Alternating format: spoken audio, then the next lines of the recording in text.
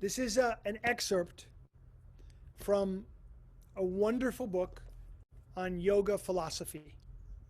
And I can't say it any better myself.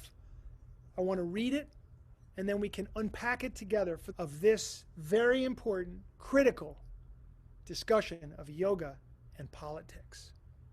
Okay, you ready? So the book is The Secret of the Yoga Sutra, Samadhi Pada, that's the first book, Samadhi Pada, first book, by Pandit Rajmani Tigunayat. Pandit Rajmani Tigunayat. This is my favorite interpretation of the Yoga Sutra by this man. I love many of them. This is my favorite. It's super deep, super deep. If you're into yoga philosophy, this is going to help. So, I wanted to read this as we're discussing yoga and politics tonight. Okay, you ready? Let me do it. This is from Sutra 133. 133, okay? The sutra itself reads, transparency of mind comes by embracing an attitude of friendliness, compassion, happiness, and non-judgment toward those who are happy, miserable, virtuous, and non-virtuous. I'll read it again. Transparency of mind, that's clarity, right? Clarity, we want that. Transparency of mind comes by embracing an attitude of friendliness, compassion, happiness, and non-judgment toward those who are happy, miserable, virtuous, and non-virtuous. And this is the part, he breaks it down here, and I want to read this to you. Okay.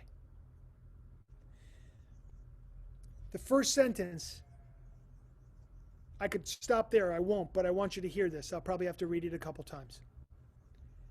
Animosity, cruelty, jealousy, and self-righteousness are the greatest mental contaminants.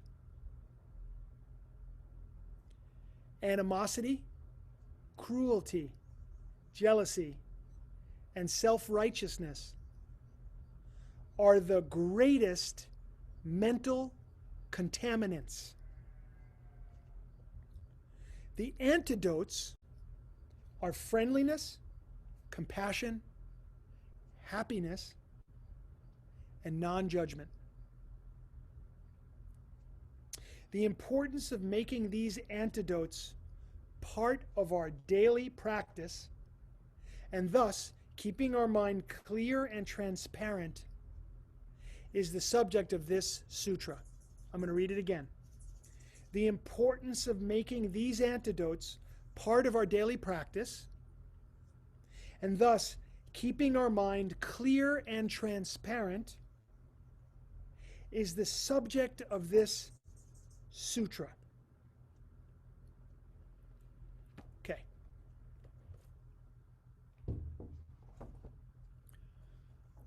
The problem that clouds our mind, affects our judgment, the four contaminants, the worst mental contaminants, are animosity, cruelty, jealousy, self-righteousness. We find the antidotes to those things are friendliness, compassion, happiness, non-judgment. The sutra is telling us, bring these antidotes into our daily practice. What does it mean? We have to bring friendliness, compassion, happiness, and non-judgment into our life as an actual practice every single day. Now you might be saying to me, what does this have to do with politics? Everything. everything. Have you had animosity lately? Have you been uncompassionate lately? Have you been unfriendly lately? Have you been unhappy? Have you had clouded judgment? Have you had mental fog? And have you had that because of your particular focus, the way that you approach politics and the world? Now, I'm asking you not to become defensive. And I'm not putting myself above any of this. Remember, this is us together. And this isn't about a political party or another. We're way beyond all that right now. We're so far. In the first minute of this, we went beyond political parties. Okay? We're now into the realm of self-inquiry. Because what we're learning from this sutra, what it shows us so clearly, and what it underlines and spotlights, is the importance of a clear mind. The importance of a clear mind. That the treasure is clarity of mind, awareness, greater consciousness. Not being in a mind that is constantly troubled, angered, judgmental, uncompassionate, unfriendly, unkind. And what we find as human beings, what we find is, after a while, when we're in a cycle of that, we start to get sick. We become sick mentally. And I'm watching it happen in front of my eyes. Many, many people. We become sick emotionally. Ultimately, eventually, we become sick physically. Each of us, as a person on a path of recovery, therefore a person on a path of yoga, I think you know that I don't see any difference between those paths. Yoga has different modalities and tools that we can bring into recovery, but recovery, moving from darkness into light, is the same movement as yoga, moving from darkness to light.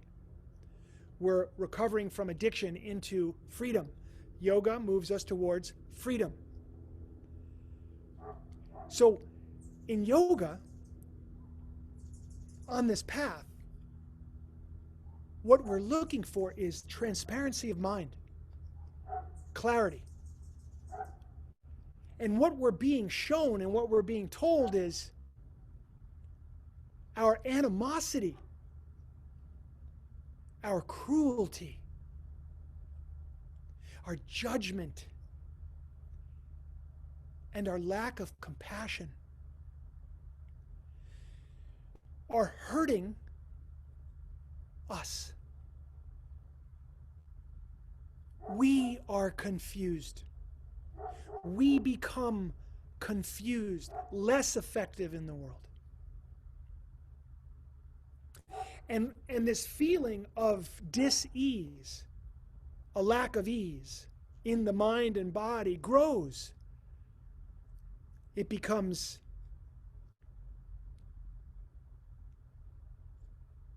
horrendous resentment, bitterness, division, fear, insecurity. And we, in this place, this difficult place we find ourselves in, we start looking for other people to help us feel okay about our position. we start looking for a community of people to build us up in our positionality, even though we feel like shit, even though we feel angry and confused. And not only do we build a fortress of people around us who can help us feel okay about not feeling okay, we start to blame and complain. And these become our mantras. And we adopt this way of being in the world, which is naturally sick. This has nothing to do with political party. This has everything to do with how you are in here. And I speak for myself as a member of the human race. I'm sick of it. I'm sick from it.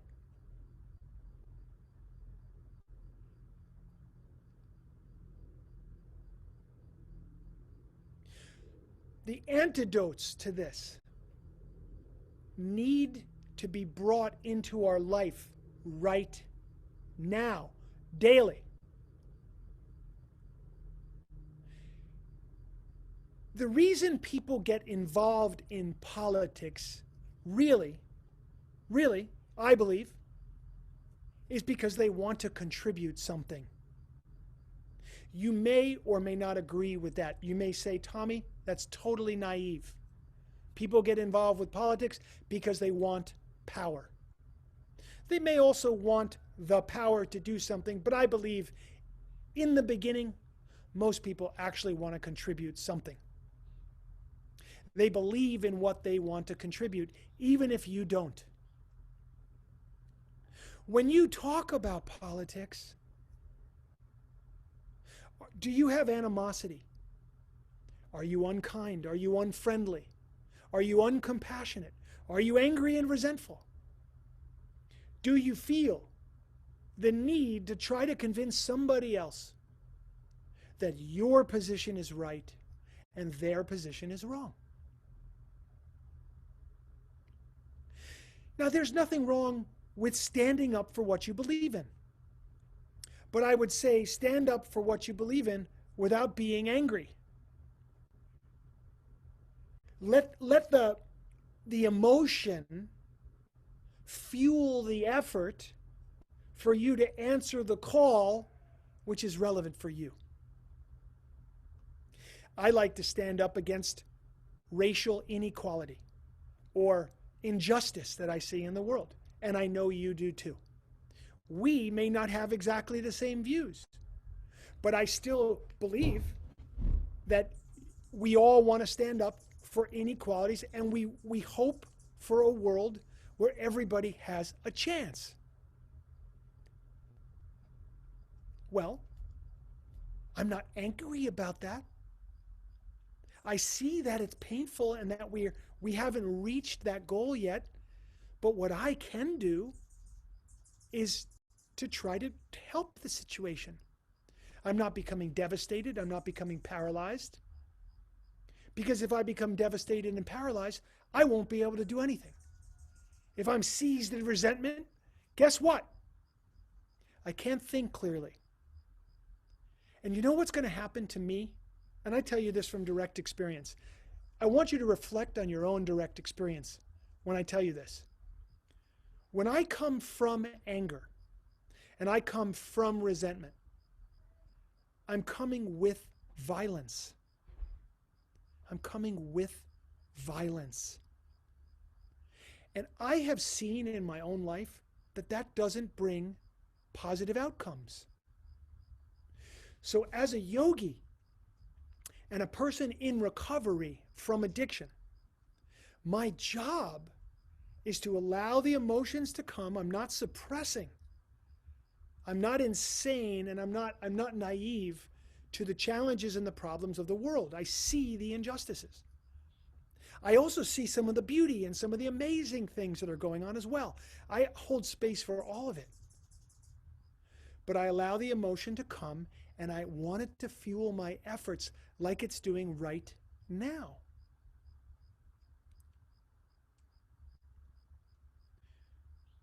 I encourage everybody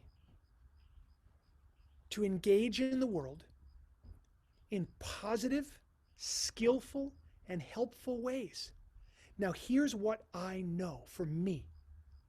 I can't do that if I don't have a clear head. If I have lost transparency of mind, I can't engage in the world in a nonviolent, helpful, skillful way that's going to bring about a better outcome. Therefore, it's my personal responsibility to work on my state of mind. And I do that through meditation and yoga. That's why Recovery 2.0. So that we can engage in the practices and the principles that bring us to transparency of mind so that we can become more skillful and effective in the world.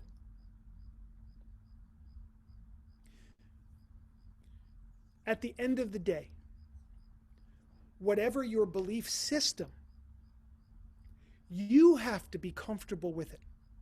And if your belief system leads to violence, leads to separatism, leads to difficulty and disharmony, sooner or later, you will have to face that, no matter who you are, no matter what side of the aisle you're on. Sooner or later, it's going to become a problem for you because you're going to recognize the way I am in the world is leading to pain. And as a person in recovery, with that kind of awareness, that's not going to work for you. It's going to be very short-lived. So in yoga, it's asking us to govern. Each of us must govern ourselves. It is called self-government. I'm rallying behind that for you and for me. I have to learn how to clear my mind. I have to learn how to become more aware, more wise, more skillful. I have to apply those lessons in my life. I have to seek out teachers who help me to see my blind spots. And I must never, ever think that I'm going to move beyond the status of student. I'm always going to be a student in this life, just like you. And so we engage in a process and a practice that leads to the transparency of mind. Then we can be the fullest expression of ourself. Then we can create from our heart's desire. We can tap in and align with higher power. And from that place, things go very, very well. That can only bring harmony. And that's what I wish for me, for my wife, for our community, and for the world. Lastly, underlining this idea of bringing, and I'll read it again.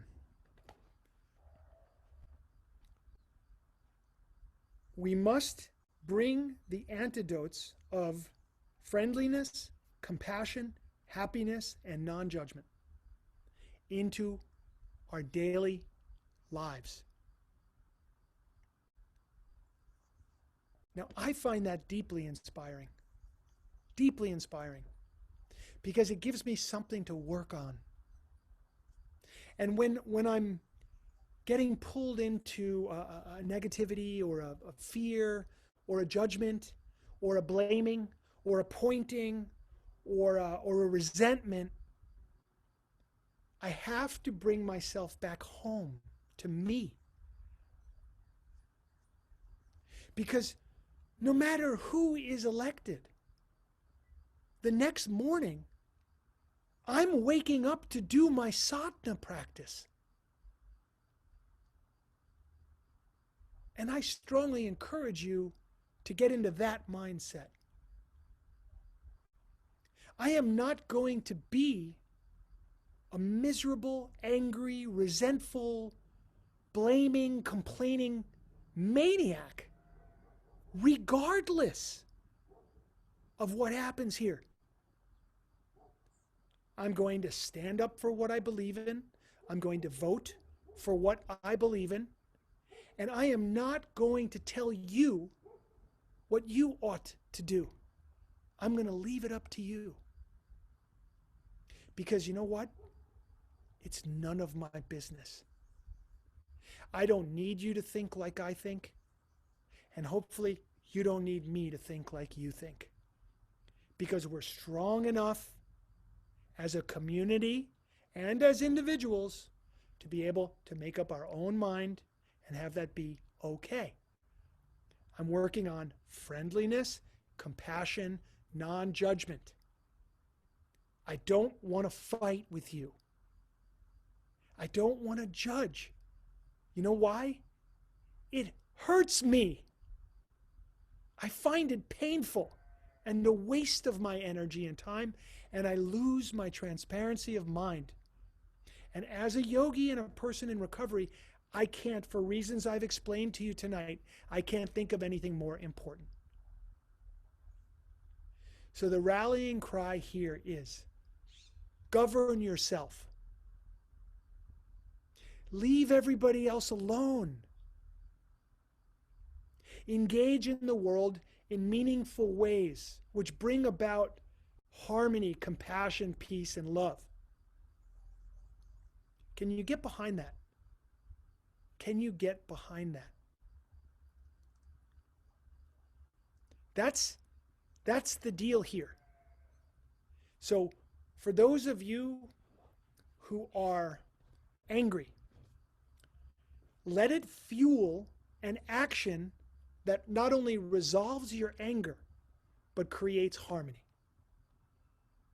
If you haven't figured it out, if you are addicted to social media, and you are addicted to the media in general and press, that's going to have to be dealt with. Because you won't get the truth there. You won't be able to access yourself there. You will be fed stories on both sides of the equation, none of which are based in a holistic version of the truth. And it will drive your mania. It will drive your neurosis. And it, as I've seen in some people, it can even drive you towards psychosis. Govern here. Wake up. Do your sadhana practice. Set yourself up as a person dedicated to friendliness, happiness, non-judgment, compassion. And we will be headed together to great places.